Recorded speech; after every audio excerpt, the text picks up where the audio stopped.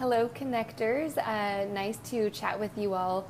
It's the afternoon here in Austin, Texas, and so I know many of you are in the UK, and so it's evening to you. So happy evening to you, and those of you here in the US, happy afternoon. I'm Courtney Harris, and my business is called Courtney Harris Coaching, and I am a child-centered and teen life coach. So in this role, I support teens and tweens, so this is the 11 to 19 age range, and I support young people on finding their deepest sense of self, discovering their most authentic self. Hi Charlotte, thanks for jumping on. I just am getting started.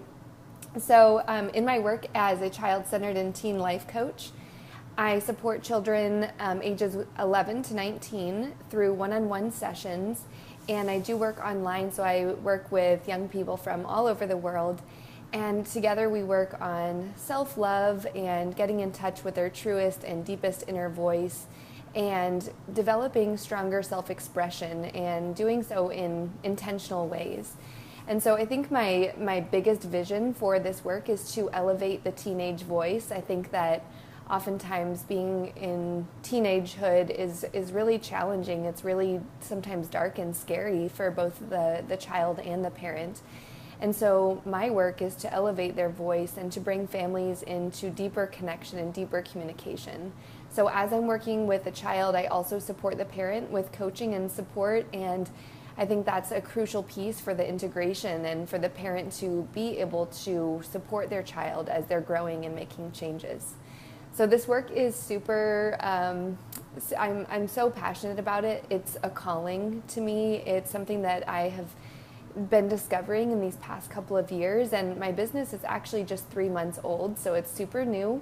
But I have been a teacher for 9 years, and it's these past 2 years of teaching in which I just really started to hone in on my gifts as a teacher, my gifts as a human, being a highly sensitive, empathic person, and the ways that I make myself naturally available to young people and create safe spaces for them.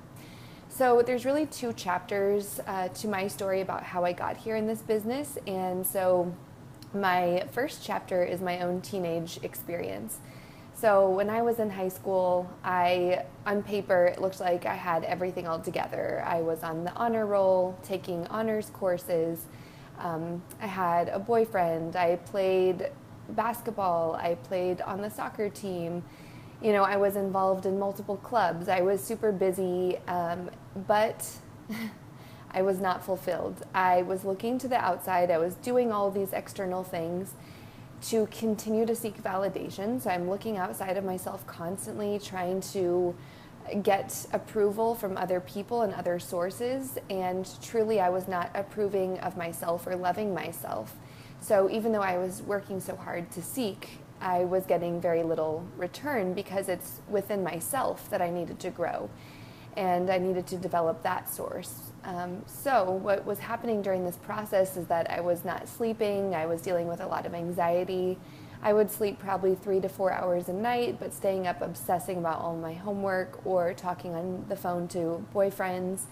And then throughout the course of high school, I actually became involved in an emotionally abusive relationship that lasted 4 years until I was in college. So it wasn't until I was 20 years old that I was able to break free from that and to take ownership of my life in a new and rejuvenated way, in an authentic way. And what happened at that time when I found my freedom is that I went to an all-women's college, and I realized that I had a voice, and I felt safe to share that voice in my small classes, small group, all women, very supportive professors. And I realized that I had a lot to say, and that I was smart, and it wasn't just about the grades, it was about the thought process and being an intentional human. And so I really found my voice, and that is what really started to tip me off and what brought me into a place of interest in the world of teaching. So that's the first chapter, and I will add to that my parents were involved. They worked hard. They actually, we went to family therapy together. They offered me therapy services. They would ask about my day. They wanted to know about school. They did their very best to be involved, but I completely shut them out, and I just honestly did not. Okay, so sorry, I was getting a call there. So as my parents were making themselves available, I was not available to them because I couldn't take ownership of the fact that I needed help within myself. So that's the first chapter. And as I mentioned, I went to college, and a couple years, well, right out of college, I decided to start teaching.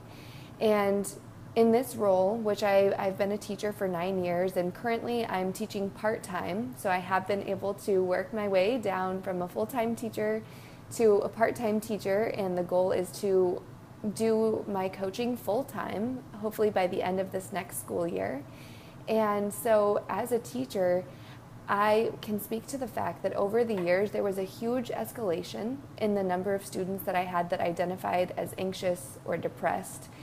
The remarks that I hear from students over and over again is that they don't feel safe expressing their emotions. They believe they have to hold their emotions to themselves and they shouldn't burden other people with them. So again, these same things about not knowing how to ask for help. And because I'm so gifted in creating the space for young people to share and to be themselves, we started to really dig into these relationships, and we started to reframe some of the emotional history that they faced and create new pathways and new mindset for moving forward. And so this is the work of learning to thrive and to not just survive.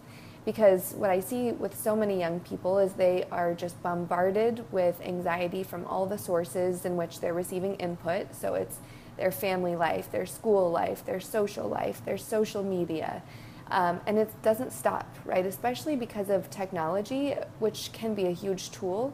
It also means that they're always on, they're always connected and receiving stimulus and receiving charged energy from other people. And so until we start having the conversations about what they're experiencing and digging into that emotional history, we can't create the new pathways and the new awareness to develop our more and most authentic voice. And so as a teacher, I realized that I also had limitations. I only saw my students for about 50 minutes each day. And as soon as class was over, they're hopping over to another class, and I might see them the next day. Hopefully they're not absent, because then sometimes it's a couple days. So there wasn't really this continuity. And in my last year of public school teaching, I had 175 ninth graders, so 14 and 15-year-olds. And that is a lot. That was unsustainable for me because I'm so gifted in building relationships, and I was giving so much and receiving so much from them. I would come home just completely wiped out, and that was a huge signal to me that it's an unsustainable job and career for me to be doing full time. And again, that's where I really just started to fine tune and hone in on my gifts and to just own it and to let go of some of the parts of teaching that don't work for me. As an introvert, I need the quiet time to refuel and to heal. And so to have to be that energized and to be that on all day with so many humans and exchanging energy with 175 humans, I came to the place of realization and self-acceptance that was not the place for me. And beyond that, I also believe that there's just not the place in the school system to serve all of our young people's needs. To be honest, we have an industrialized school system. There's bells that ring. They tell us, okay, move to the next class, move on. It's not a fluid cycle of connection and communication. And so what I do with my clients is I build that cycle. I have my clients can access me through email or Marco Polo video chats or texting throughout the week, and we can problem solve, and they can give me feedback about when they tried a new skill and how it worked out for them. Or, we can do a quick pep talk before they plan on going out into the world and using their new skill. And there's just more of a cycle and a flow of feedback between the client and myself. And so that's something that I recognize as a limitation in my role as a teacher, and it helped me to step into this role as a coach with greater power and with a greater sense of confidence. So that was a long-winded version of the 2 chapters of my story. And I wanted to share with you all too how you can connect with me and how you can find me. I love this group so much, and I'm so grateful to Grace and for Charlotte for connecting with me and for inviting me to do this live today. And all of the friends that I've connected with through this group, it's been great to hear about your businesses and hear what you're doing. And so I'd love to stay connected. And one way that you can find me is my Facebook page, which is Courtney Harris Coaching. And I'll tag a link onto this live. And I also have a private Facebook group, which is for parents.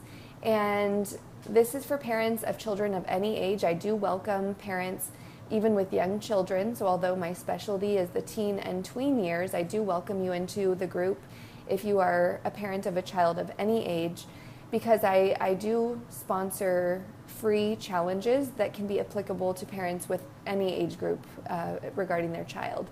So it's a lot of fun, a lot of community building, support, ideas, feedback, as I mentioned, challenges, and just a safe space to process what the delicate and intricate work of being a parent is like.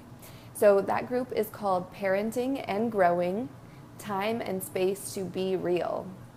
So I've loved getting to share about my business with you all today, and I hope to connect with you more as we move forward, and hope that you all have a great evening, and I'll see you in the group.